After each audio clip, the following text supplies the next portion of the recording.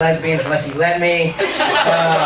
Welcome to the beautiful what is this called? The Cafe here in beautiful uptown, scenic North Hollywood, California. Everybody, right? Beautiful night. You guys driving under that sign hanging up on Lankershim Boulevard? Looks like you're driving to Nickelodeon Studios.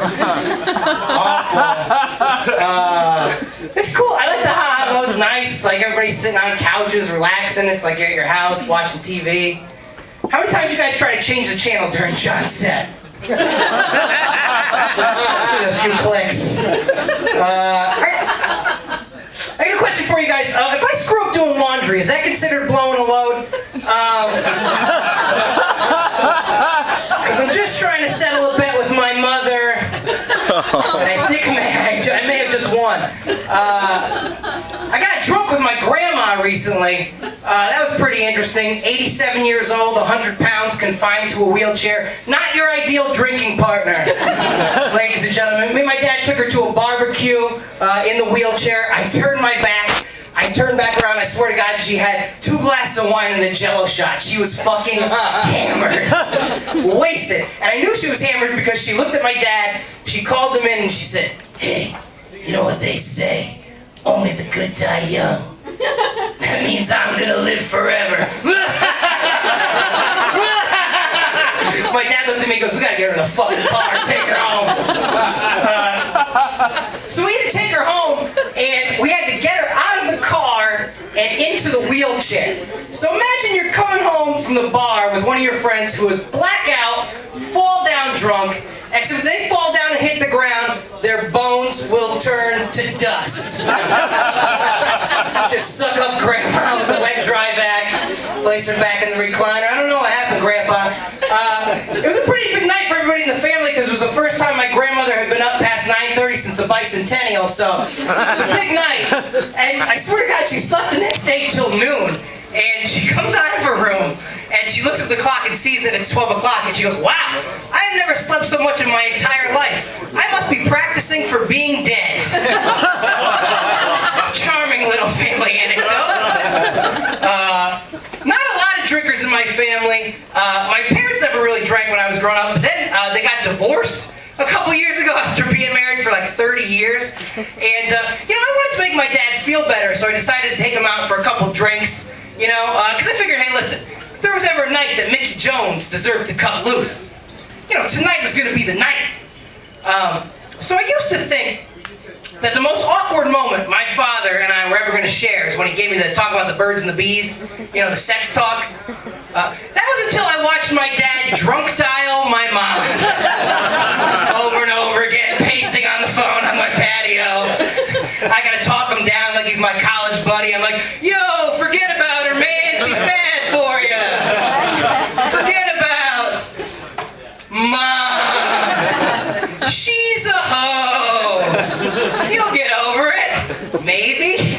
I've been telling that story on stage for like a really long time, and my parents both saw a video that I did with that in it. My mom called me up and she goes, "Hey Derek, I saw that bit you do about your father and I thought it was really funny, but your dad's gonna hate it."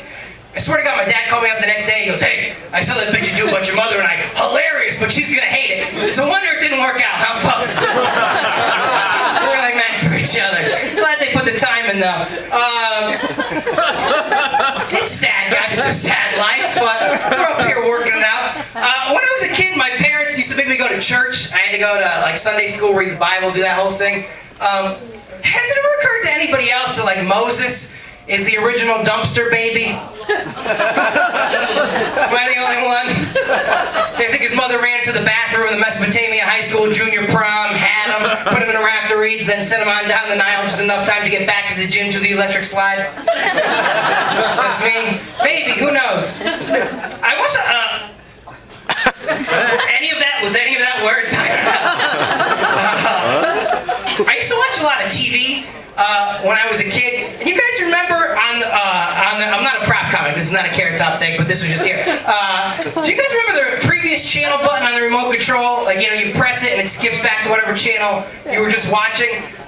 Can we all agree the previous channel button on the remote control, invented solely for masturbation purposes, right? Explain to me what else that thing is for. I think the guy who invented that chronic masturbator. You know, you hear somebody coming down the hallway, boom! Hit that previous channel button, back to G.I. Joe. Nobody's the wiser. But the fellas in here, the guys, they all know the trick with the previous channel button, right? Once you hit the previous channel button, then you gotta go open channel, that way you cover your tracks digitally. Explain to your pants at your ankles, it's a different story. Now your parents just think you jerk off the G.I. Joe. You wake up the next day, you're like, Mom, where'd all my action figures go?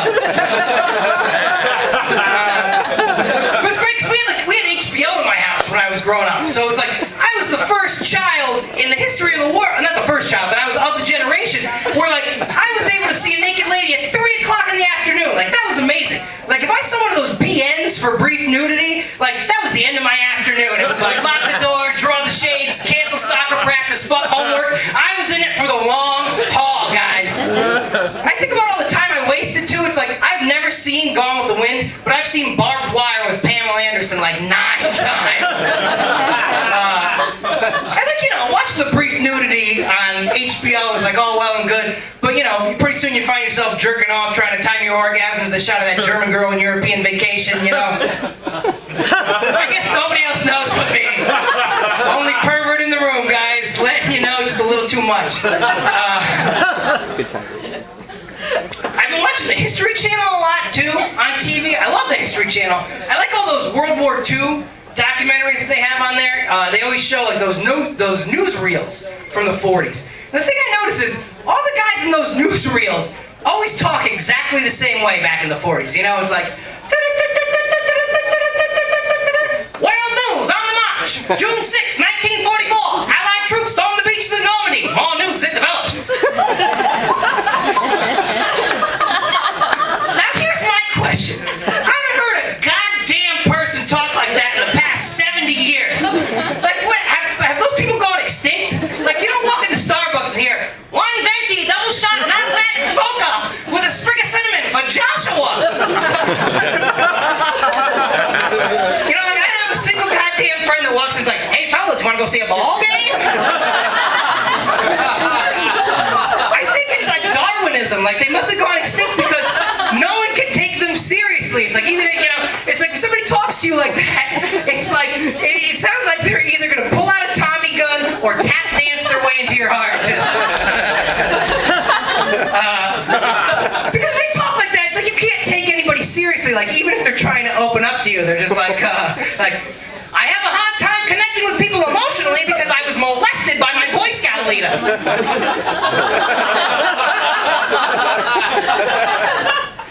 Okay, got weird. I just came back from Europe. I had a very nice trip. I went to Europe for like a week, and when you go abroad, I feel like your friends always try to like give you tips. They try to warn you about things. And I'm going to do you guys a service because the one thing when you go to Europe that nobody ever warns you about, gypsies. There are more gypsies in Europe than pigeons. It is fucking disgusting. Terrible. I mean, everywhere you turn, it's just a gypsy begging for money. And me, my tip is I never make eye contact with a gypsy. I never acknowledge one. I see a gypsy begging for change under the Eiffel Tower. I just put my head down and keep walking.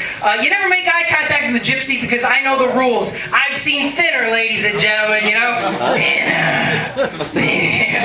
It's like, because here's my thing with the gypsies. It's like, imagine their entire day. Like, they wake up day to night. Their whole day is just wearing rags and wailing on the steps of a church. Just like,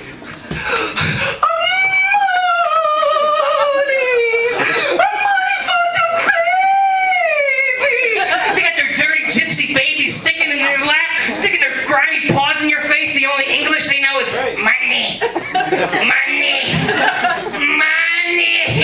And do you know, sir, what the gypsies do to Americans, patriots like you and I? When they see an American citizen get off at the train station, they throw their baby at you so that you drop the bags to catch the baby.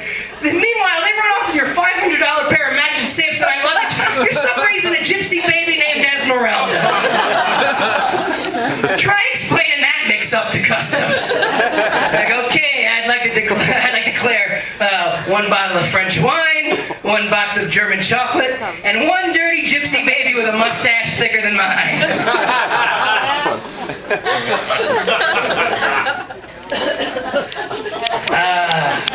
I don't know how much time I have left. Do I have time? I guess I have time. I feel like this is such an LA thing. You know, it's like I feel like when you move to LA, things like, you know, change and, you know, people change. One of my friends called me the other day and he's like, hey man, hey, I got great news. I'm becoming vegan. Now what he said was, hey Derek, I'm becoming vegan. What I heard was, hey Derek, I want to ruin dinner parties for the rest of my life. Cause listen, I'd love to have you over to my house for supper, but I wasn't preparing, am I speaking English? I wasn't preparing, hunters and killers, I don't know. Fuck that joke. Anyway, guys. Hooked on phonics work for me. English is a second language. Alright, I'm gonna get out of here, but I do have one more thing to say. Did you guys see Super 8 this summer? Yeah. J.J. Abrams, Steven Spielberg? Alright, well if you didn't, I'm about to ruin it for you. I love that movie Super 8, and the thing that I really like about it is that at the end of the movie, you know, you're fucked. Like I said, you're fucked. So I'm gonna ruin it. Because at the end, the thing I like about the movie is at the end of the movie, you know, the guy gets the girl. But the only problem is that they're like 13 years old, right? And listen, you and I, we've all gone through relationships. We know things don't last forever, everybody. There's an ending to everything. And well, my thought is, it's like, what the hell is that breakup gonna be like between that guy and girl after they've gone through all that shit together, right? That guy's like, listen, we're out by the railroad tracks making a movie. We accidentally saw that alien escape from a government project. Then the alien kidnaps you, me and the town stoner have to steal a car, go